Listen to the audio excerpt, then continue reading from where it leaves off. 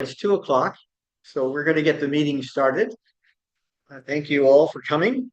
Good afternoon. I'm Doug Jones, the chair of the Vancouver chapter of CARP. I welcome you to our hybrid meeting held in collaboration with Beacon Community Centre here in the Shoal Centre in Sydney. And for those who are watching simultaneously online, this will be recorded, be available on YouTube afterwards if you have friends that weren't able to make it today as well.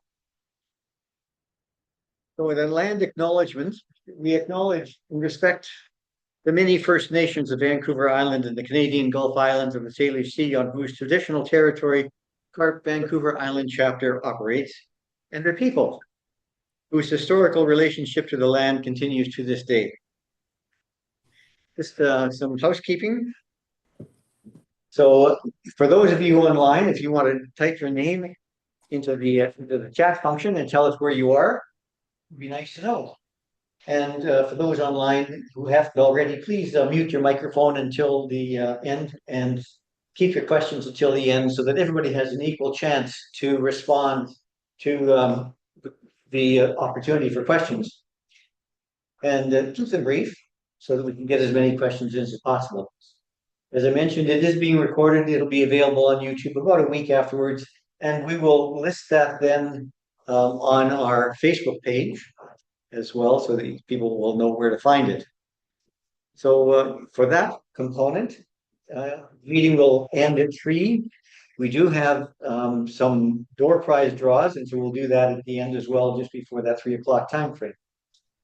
So our speaker today is Dyck, retired management with Schilling Supply and speaker on wellness and retirement. He's going to provide his perspectives on the 4 pillars for an enjoyable retirement, something I think all of us could benefit from. Rolly has recently returned to the island after several years of working in the United States. And like many of us, after years spending time in meetings, rating and reading reports, and now in retirement, realizing that quality of life is probably even more important than it was then. And it's overdue to be concerned about things that will increase our mental and physical health.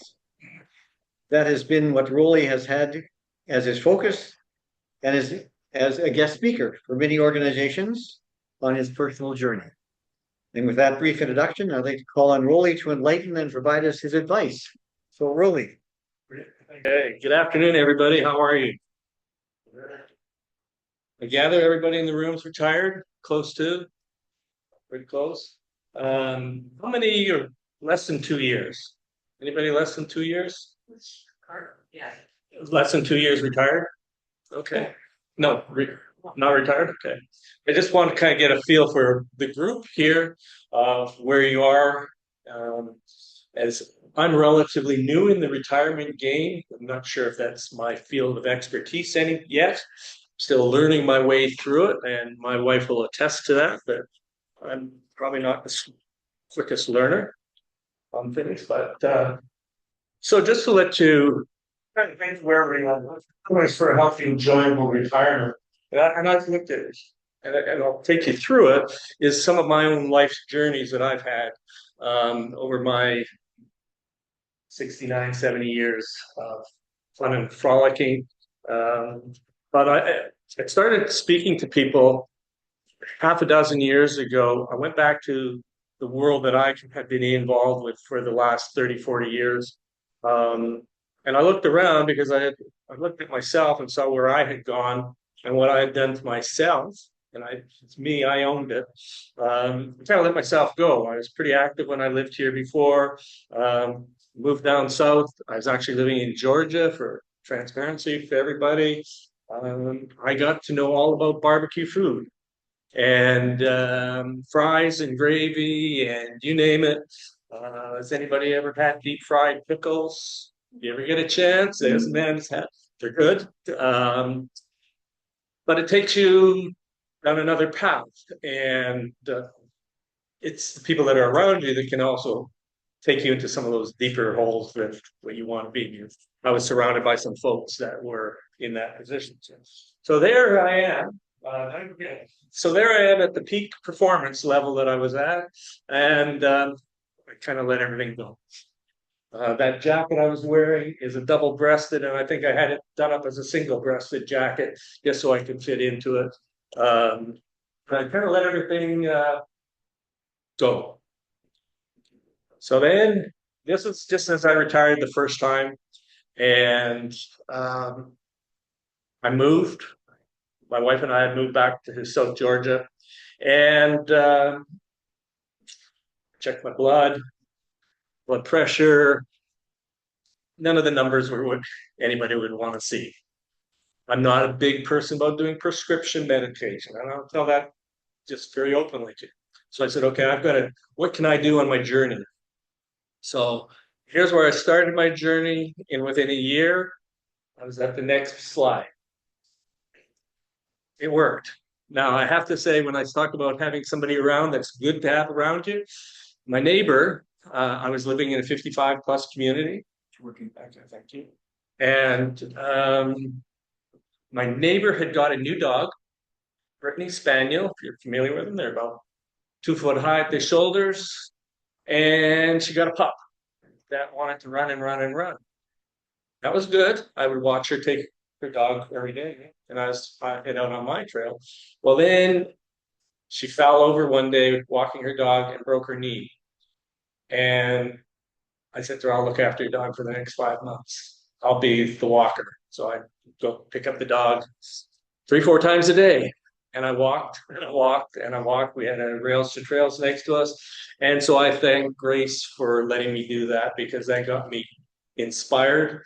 I had to do what I was looking to do. And so I moved down, I got the weight off, and then it's a challenge of keeping it up.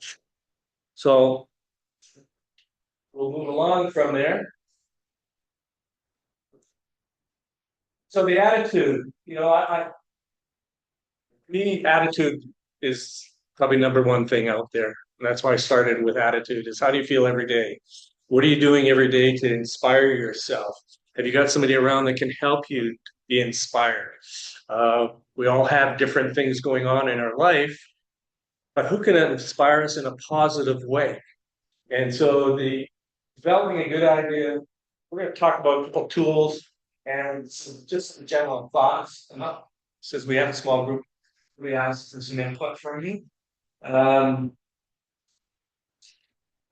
Practice gratitude. So practicing gratitude, it's just please and thank yous.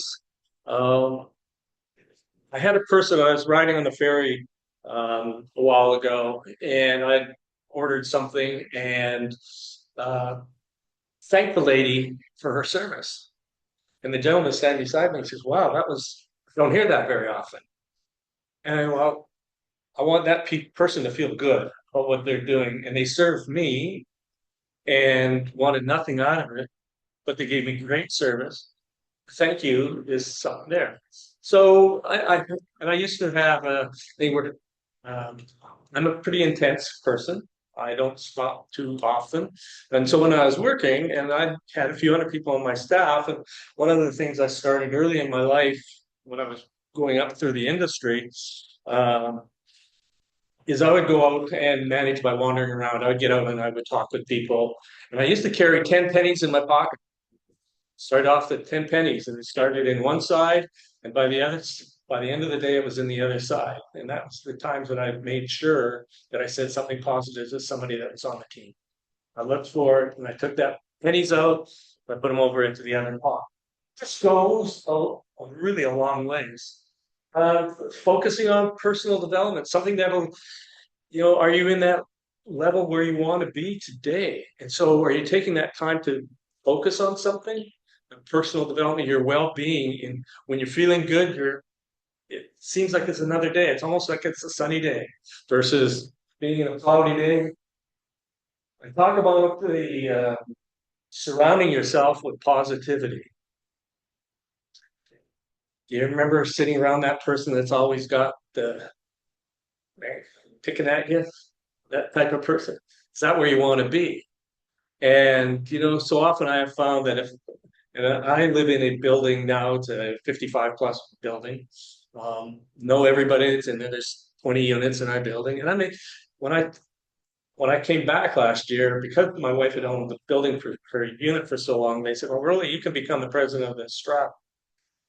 Anybody got that role in life? Well, and then they would tell me about the different people, how miserable some of them were, and not very kind. I made a point, I go and talk to those people. And you know what? All of a sudden, we have some communication. We see people doing it. Right now, we've got a planting project going on in our building that there's 3 out of the 20 have taken it on. One gentleman actually drew it out to scale and everything like that, and is replanting some of our gardens. But it was just about getting into a positive environment. So for yourself, is there something negative in your life that you're looking for? Self-care. At the end of the day, it's really about you. You got to look after you first, because if you're not there, you can't be helping those others. So I really want to stress, look after you. What are you doing to look after yourself? And then the other is, so often we look over our shoulder and say, well, that's wrong, that's wrong. And how about looking forward and say, what's the solution? How do we overcome that issue? And if we don't, you will find, you've all experienced life a lot, some of you more than I have, that when it's not a positive, it's a negative environment, it's hard on you. And you become carrying that burden. So it's about keeping yourself in that positive. And as we're getting to an aging group, it's about how do we rely on others around us to help keep us in that upbeat position.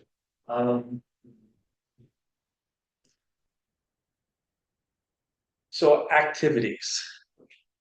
How many people here have a daily activity regimen? Wow, that's great. Could a couple people say what they do, ma'am? What? Okay. Just now while there and we have only foreign much they create. Okay. David. Yeah.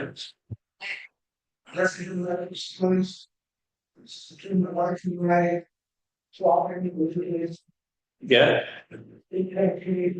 Every day. Okay, great. Well, I appreciate your feedback. So I live right near the Esquimalt Rec Center, and depending on if it's weather, so I'll go down there. Other than that, I'm down Macaulay doing that. I try to do 2 or 3 miles every day just to get my day going. It's a positive, just really helps you, but it's to know what you can do. And I want to stress in here, what first before I go into this.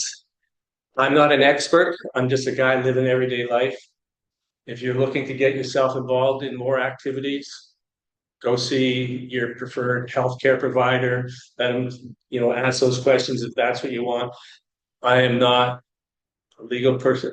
This is my life kind of that I've lived that I'm sharing with you. And hopefully you take away a nugget out of here that might change your life. But on your apps, on your phones, there's apps for food. So how many people are label readers here? Okay, good for you. So there's an app called Zuka, ZUKA.ca. You can actually scan the barcode of the bar I was eating. It's a protein bar. I can scan that bar and it'll tell me if it's a good thing to eat. It's going to tell me the fats, calories. It takes you through it. It just doesn't like the fat that's the only negative in my bar that I have. It's got fat, but I don't eat fatty foods to eat. So I've indulged in that. That's my little treat. Consider something like that that's going to give you your information. There's so much information out there. I've just gone on to Facebook, and a part of it was so I could learn more about what CARP does and where their opportunities are in the community. And I have found all sorts of fitness programs or activities you can do every morning when you get up or before you go to bed. It tells you some things that you can use to go to bed. Um, the other is be fussy on what you eat, your groceries. And I know groceries are a costly thing in every household, but quality food is going to help you a long ways. It's going to really plus. Hopefully, a lot of you are aware of that. Now, what I want to kind of hit on was bad habits because there's lots of information out there about what we can do. I wanted to just kind of hit on a few things that because they hit home with me.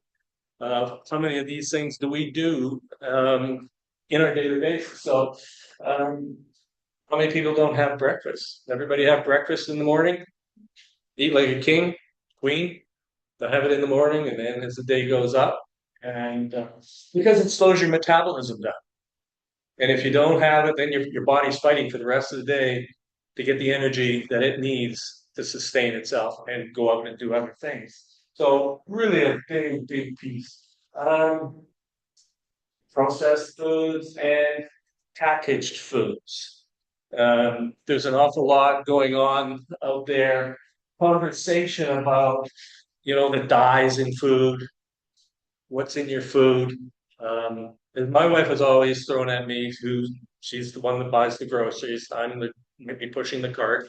That's the extent but it's about what's in the label, what's in the food, what are we doing to ourselves every day. So if we're looking at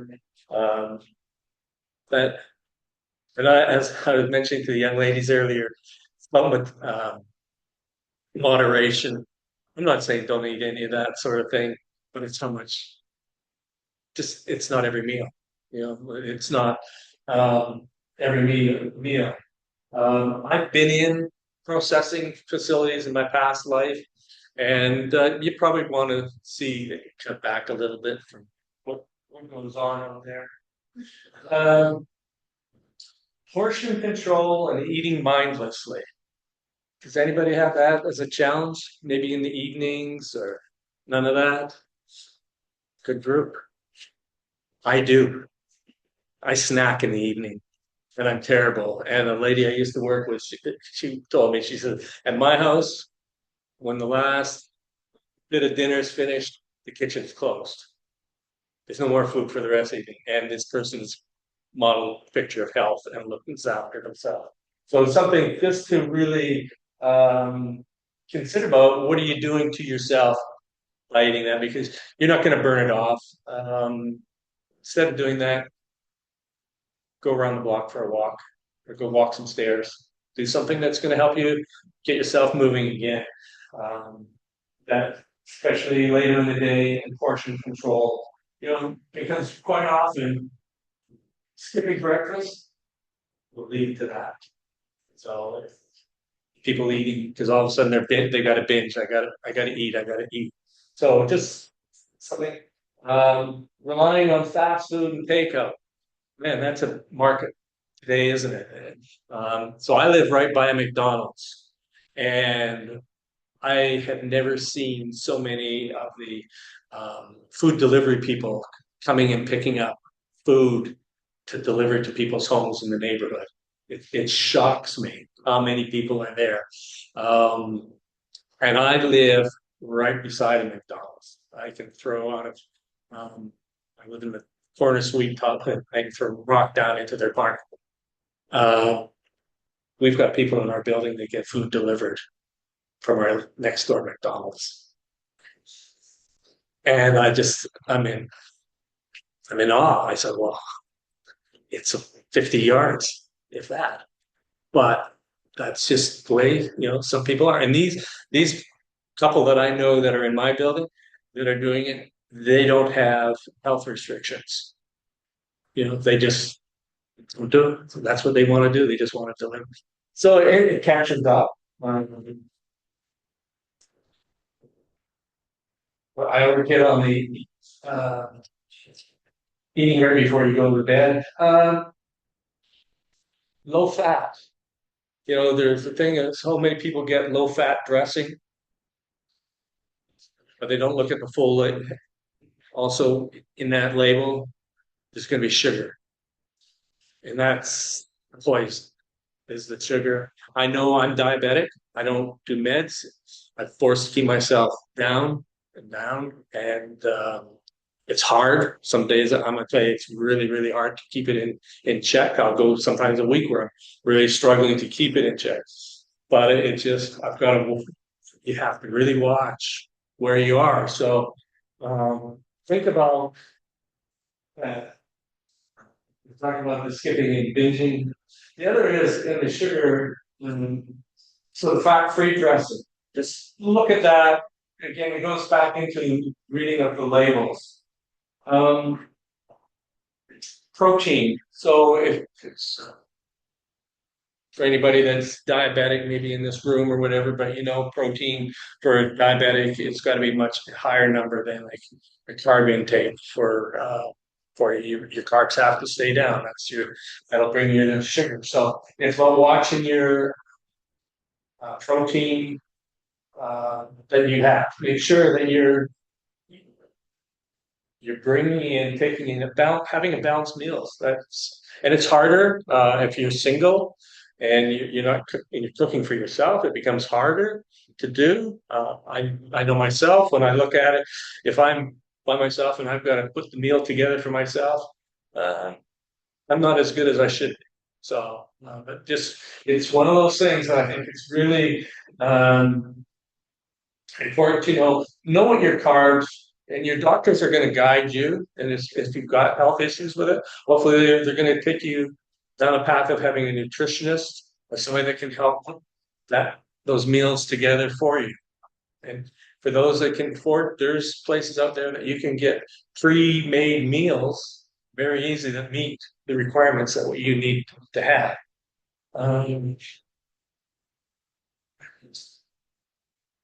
Marketing labels are so different to what is actually in the ingredients. And how many people just look at that first label and it says good for you or whatever, and flip it over and see what's on that other side. Because that's where the truth is what's in that, what are really in the ingredients. Rule of thumb I have, if I can say the word, I probably don't need to eat what the food is. You know, I'm a pretty simple guy. Try to keep it that way when you're having your meals. The other piece out there that I see happening, I was with somebody a little while ago, is reheating food in a microwave in a plastic container. Anybody doing that anymore? I would say don't do it. I come out of the plastics and I've seen how plastics are made. There's a lot of stuff in there. It isn't the ideal thing that you want to be heating up and letting it getting into your food. It's just you're blending something that you really don't have to do. A lot of people do. It's something that if you could avoid, if you could use glass containers and keeping contaminants or things out of there that you don't want coming back into your body. That's our gasoline, the water. And I've found that as we get older, that's probably something that we don't want to do as much of. We don't. And I can say for myself, because I was never able to drink a lot of beer because I had a small bladder. Well, that bladder never got any bigger, so I still can't drink a lot. So I don't drink a lot of fluids at a time, but I carry one of these around with me wherever I go. I've got something to keep that water, keeping my body hydrated, that's the fuel that just helps you to keep yourself going to the very best that you can be doing. So the setting of goals. How many people set goals here? Anybody? One gentleman. So are they about your personal or your activities, or what might they be when you set a goal? What sort of goals would you set? Well, it's time you're. Mhm. being on the garden. Mm-hmm. Things I can do. Yeah. Yes. Okay. Um, you set a goal. It does give you the opportunity for a new way of life. And it was kind of when I was going through some of my weight loss that I wanted to do, it actually created a new way of life for me because now I was able to do things that I wasn't able to do easily 6 months earlier. Or it may take you to a point where one of your goals may be I want to learn I want to ride a bike. I'm going to start riding a bike again. And then that's all of a sudden you're in that new world of you're out riding bikes, you're meeting new people, you're doing some new things. So the setting of a goal, um, yeah, if you look back over your life, if you set goals, have you achieved the goals? If you not set them, then you have that reset them because something didn't work out. But you always have that opportunity if you want to do something better for yourself each day. Uh, and I want to tie this in. So, setting the theory behind goal setting is setting specific and challenging, accepted goals can significantly enhance motivation and performance. It suggests that individuals are more motivated when they understand what is expected of them and are committed to achieving measurable targets. I'm going to pick on something because, David, in your past life, did you do that in your business? Did you guys have some goal setting in your world? And it was passed on for your staff? Yeah. Yeah. And even if you haven't been in that management side, somewhere there was somebody setting goals. And, the key thing was that I learned and from some very good mentors is you've got to get the buy-in from everybody. You want everybody to buy into what it is. So you've got to have them have some feedback. Let them give you something so that you're tying this whole thing together for everybody. So an easy way to do it is to start a journal or write it on a calendar. My wife writes it on the calendar. I write it down a little bit more. Just the different preaching.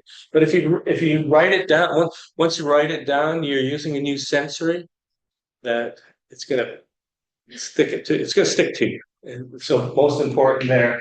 Um,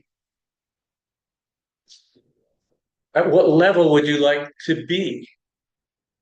So how do you take yourself to those levels? And so it's if you go through it, keep it simple, get the details, write it down. And the other is reward yourself for hitting those milestones because you've earned it. So make sure there's something to reward yourself with at the end of the day. And it can be something really simple, or it can be something that's because if it's a big goal that you're setting out to achieve, make the reward up there also. Okay, so but give yourself something back because you've earned it. Also, give yourself an idea how long you want to take to achieve that goal. Is it something you can achieve in a week, 2 weeks, 3 weeks, 6 months, 8 months? It could all be a little bit to you, but measure it. Then you get the opportunity to have success, reestablish them, because you're not going to achieve them all first go around. It just doesn't. If you do achieve it right off the bat, you probably made too easy a goal. So it's about stretching yourself for that. And if you feel if you work through that, you're going to achieve what you want for your success. Because at the end of the day, this is really about for you. It's not for me. Is there something here that you can take out of here that you can use to make tomorrow better than what today was for you in your health, in your well-being? Is what are you doing? This gives you that opportunity to do that.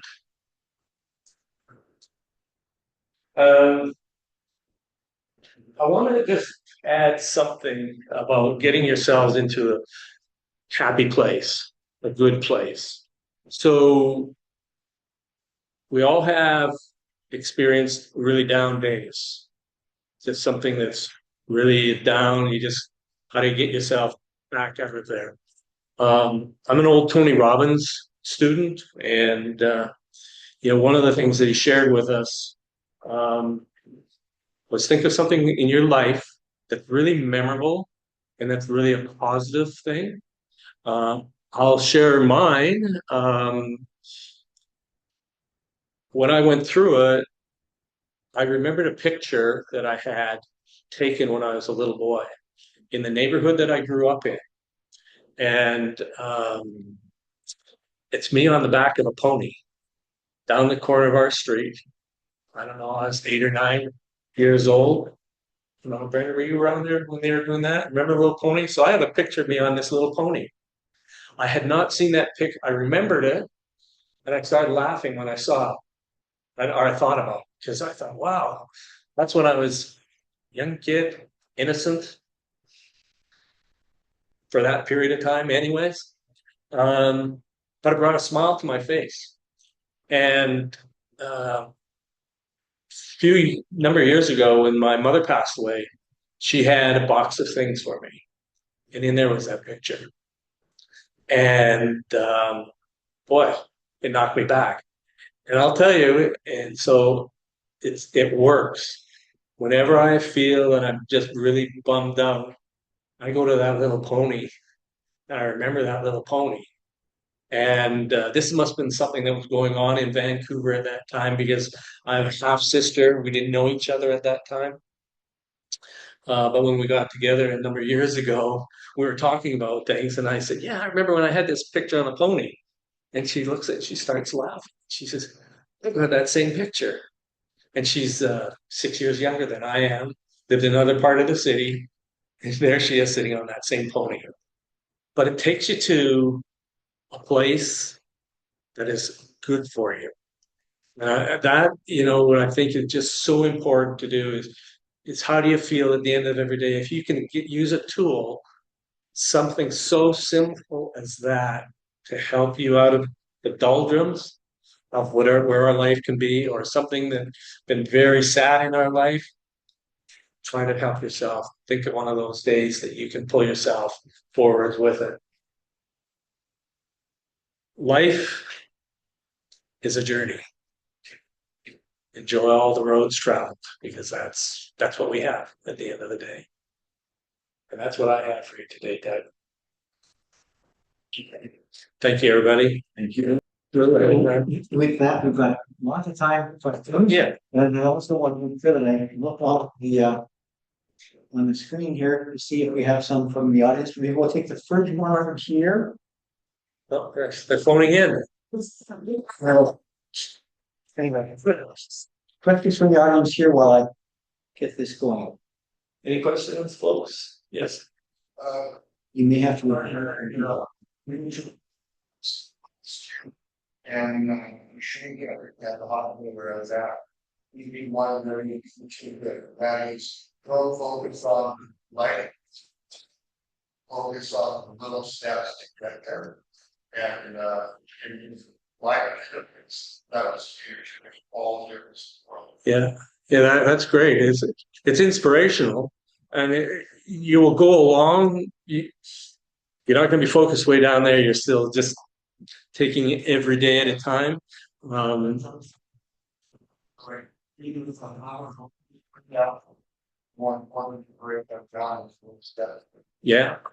and that's a good point. Years ago, I spoke with a gentleman. He was a cyclist racer, and in the U.S. there's what they call the Race Across America, Ram Race, and they start in Irvine, California, and they end up over in Savannah, Georgia. And those people, for the first 24 hours, the rider controls himself. It's a 7-8 day ride. These guys ride for 7 to 8 days to get across the country. And I remember speaking to this one fellow, about the hills, because my nemesis when I cycled was riding hills. And he said to me, he said, "Well, Rolly, do you look at the top of the hill?" I said, "Well, yeah, quite often." He said, "Put your head down, just start cranking. Watch where you're going up the hill, and you'll get to the end." And your point is so true, and I appreciate you adding that in.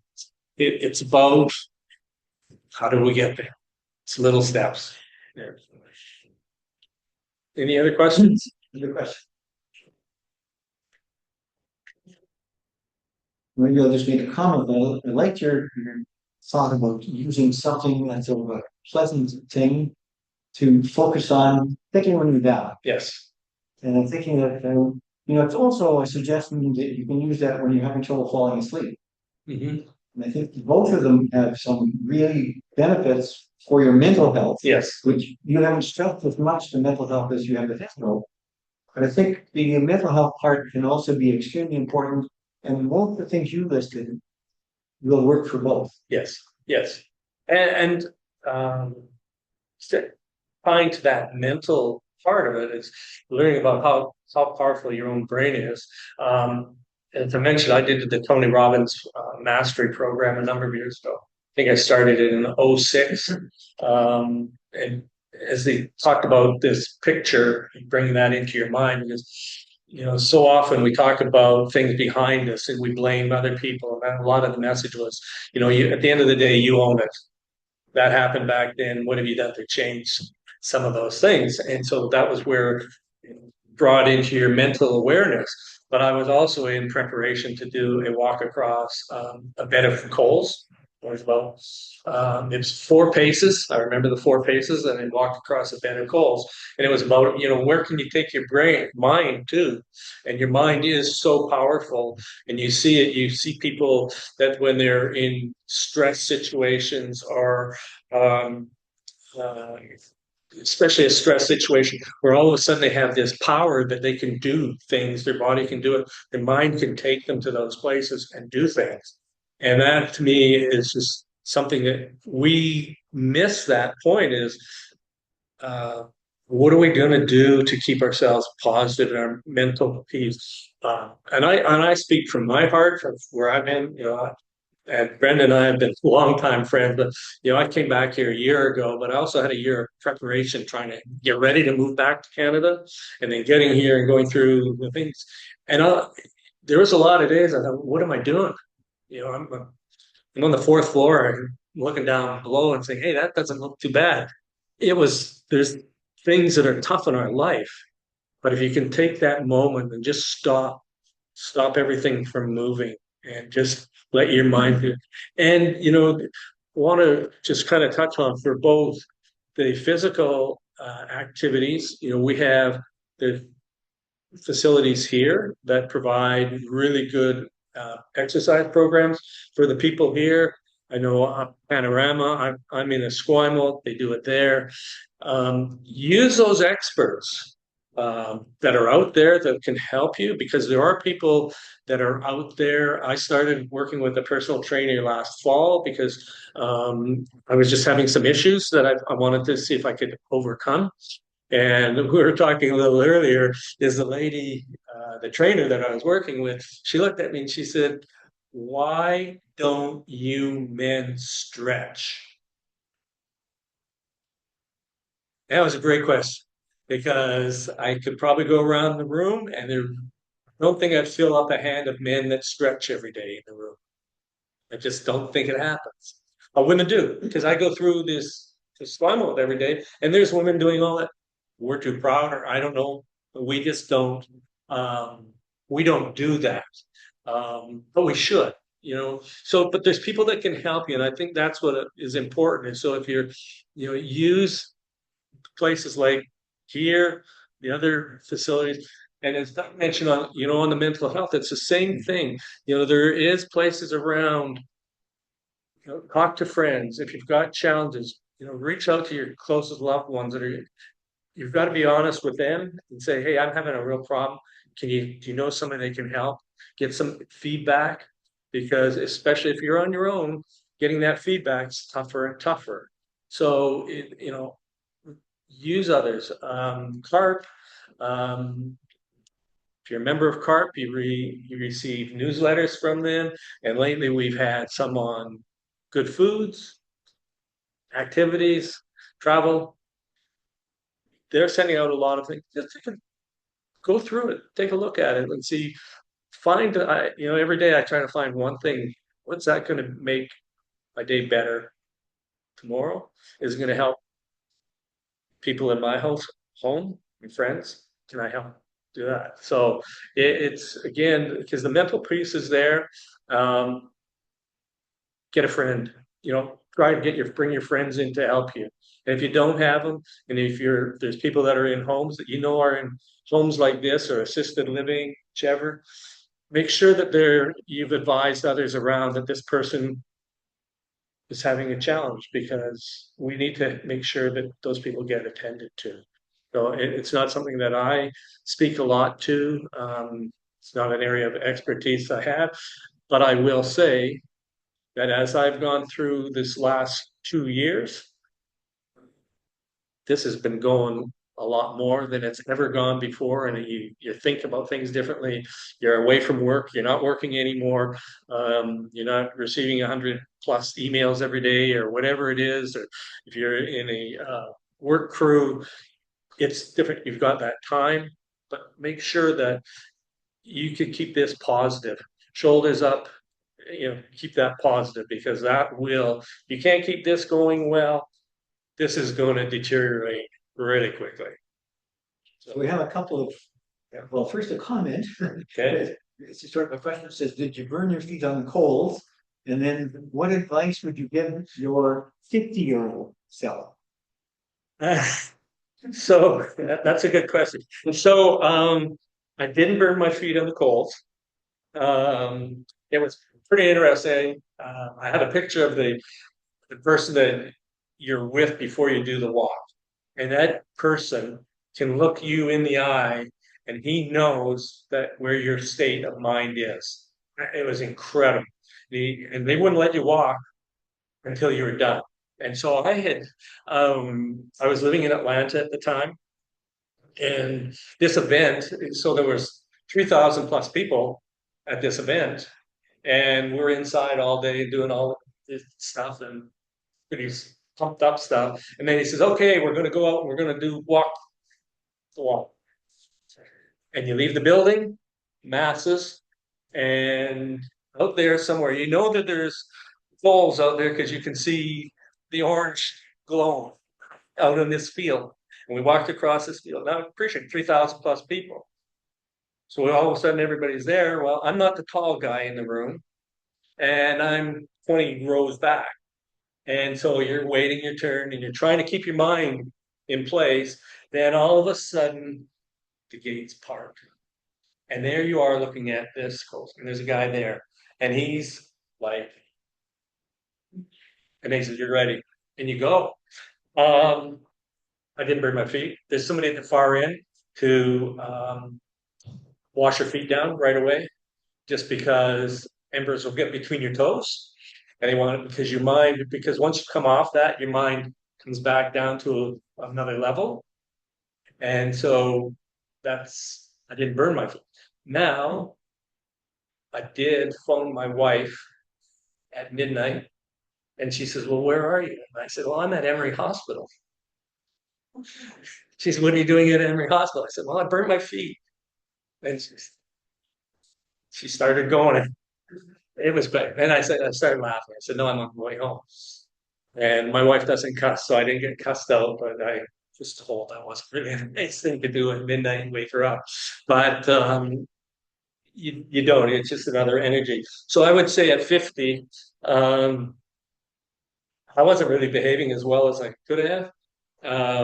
But at 50, I still kept myself in some activities on a regular basis. I never got to a point where I totally stopped being physically active, but I had just kind of diminished the level of activity that I'd had from a young person. And I'll tell you, this West Coast here, and I'm just really so grateful being back here. This is a place that you can be physically active all of your life. that's what's so cool about it here. I lived where it was 105, 110 degrees, the old temperature way, hot 30, 40 degrees in our temperature. You can't be as active, unless you're conditioned to it. So at 50, it's something that you just find something that you want to do and go set your goals to do it. That's a question I got too. Another question back here. Tired depression. And I remember saying to my grandma, 70s, 80s, why do you always have such a big long list of things you need to do or fix around the house? Go get a can of soup. Just let the guy relax for the health of the kid. He's perfect. Every day he's doing that activity, walks, where she's sitting. I don't need a can of beans. I have been in the cupboard.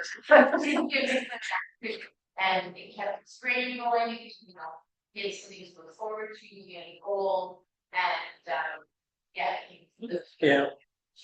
So Well, I appreciate you adding You that. might want to summarize that for the people online who may not have heard it's in back of the room. So it's about keeping yourself busy.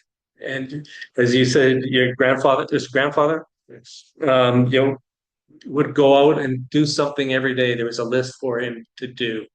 And that kept him busy. It keeps the juices going. It keeps you moving, to tag on to that, when I retired the first time, I was responsible for a family's business, not mine. I've been running their business for them for 8 years. And one of the old uncles who had retired years ago, and he always had words of wisdom. But on my last day, he came up to me and he said, Rolly, I got two things for you. I want you to think about. And I said, okay. And he said, first, you will no longer have any authority in your life anymore. Okay, and that was pretty different because I've been in senior management positions for a long time, and you do have authority. You can't cut that. That comes with the territory, good, bad, or indifferent. Shortly after I moved back to Atlanta, my wife said to me, we were probably back there 2 weeks, and my wife looked at me and she says, I love you to death, but you're not coming shopping with me anymore. Find something else to do. And okay, I'm not a good shopper. So, but the other was, and this gentleman, he's done it. He's a world traveler. He backpacks all over. He said to me, he said, Rolly, make sure you have a plan to do something every day. And I've sent him notes thanking him for that, because every day I may have only one thing that I'm going to accomplish that day. If I'm in a low, flat day when my body is telling me I'm flat, but I do have one thing, that I will do. The other thing I throw to people to consider, so I wear a Fitbit. I don't know if anybody wears a Fitbit. Some have Apples. They all have some tools in there about your well-being. And I check my sleep score every day. I'm anal about it, laying there. I get up at 6 o'clock in the morning. I check to see what was my sleep score, because I had some issues with some of those things while I was in my recovery mode. I check my heart rate variability. I keep track of that because it got down to a really low ebb, dangerously low. So that was another thing that I look at every day. The other is the unit that I use will tell me about how I am physically prepared for the day. Is my body ready to go for the day? Or is it saying, hey, you know what? You did a lot yesterday. Maybe think about something, a different type of program for that day. And so that will quite often measure my day. And then the other one I look at, and I haven't figured out how they catch that, but it's on your mental awareness and about how your mental stress level. And if I've got a good number, in that 75, 85 range, I'm happy as a clam, because I know 6 months, a year ago, those numbers were in the toilet. That I was not mentally prepared for that, because I was at a level of exhaustion. And know your body. I think I touched a little bit on that earlier. Listen to your body. Your body is going to talk to you. Take the time to listen to it because it does give you a message. And if you're out there, don't overdo it. Stay within your abilities. You want to push it some, make sure you're with somebody else, depending what it is, but be with somebody else. If you're going to go push beyond, because things can happen to us. And that's where I look at it. But know what your body is saying to you. Any other questions on that, Doug? Oh, we're No, I think that perfect. We'll say, first of all, thank you very much for Thank that you. Thanks. advice. Hopefully, let's see, some door prizes, so you get to draw the first door prize. Right. And I'll just mention that the first door prize is just this, because you're mentioning water. Yeah. So we have a little water jug here that will be the first door prize. So we'll just shake up the little group of names that we have here. So you can just take a peek. Don't look, but now you can read out the name. Now the person has to be here to get it, or online. Roxanne Arnold, in person. So Here's Roxanne here. All right. That's great. Come on around this way. You can say. So Thank you. enjoy. Hope that goes well. Thanks, Rolly. And now we'll ask Heather if you could please bring up the Iris door prize and draw the next name. We just set it on there.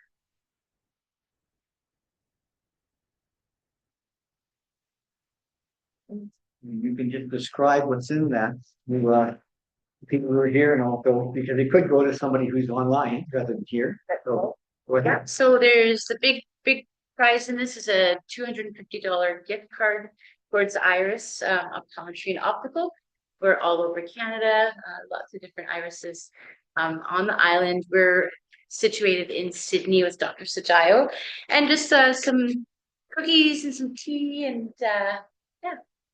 Great. Okay. Okay, so you can draw the next name. Thank you. And then read it out and again. It has to be Brenda Deeren?